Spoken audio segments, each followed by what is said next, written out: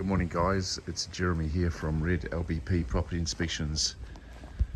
This morning we're having a look at a double-storey property with fibre cement cladding. It's horizontal to the top level, and to the bottom level it's sheets. So this product doesn't have a particularly brilliant name for itself. It's at the time of construction was considered to be the budget option. So how bad can it get? Well, as this product ages, it seems to get brittle and easy to damage.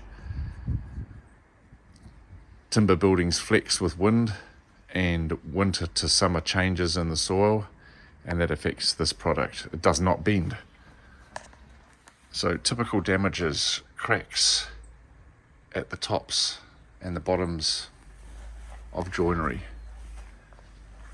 At the top of the joinery here, you can see it's actually starting to break down, because I bet you the underside of it is not painted. Come across to the back of the garage, and yeah,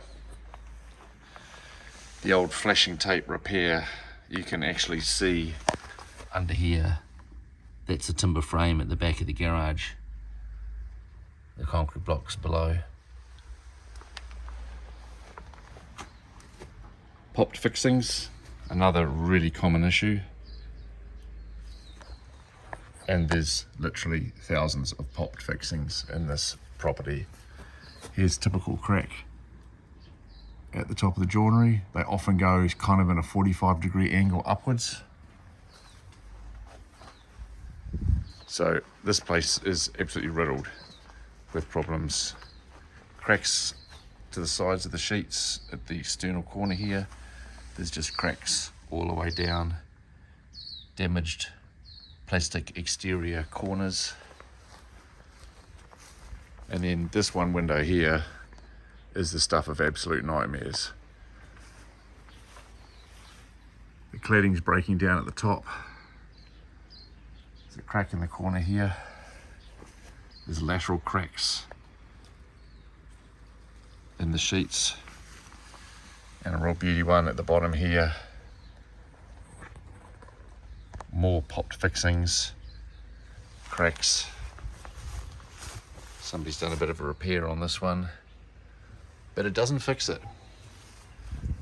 So what does fix this sort of damage? Well, there's really only one way to fix this. At least the bottom level is going to have to be partly reclad. All these sheets are going to have to get ripped off. Yeah, it's a complete mess. And then you can see the bottom of the sheets here. Should be how far above the ground, guys? Building code 175 millimeters. Even at the time of construction, this did not comply with the building code. So inside these walls here, rotten carpet edging, wet staining to the carpet. So water gets in when you have poorly designed buildings. The upstairs is not as bad because they're individual boards, and the boards can move across each other without breaking, but there's still a myriad of cracks up there. So the owner of this property is not going to have any fun reading my report, unfortunately. Okay guys,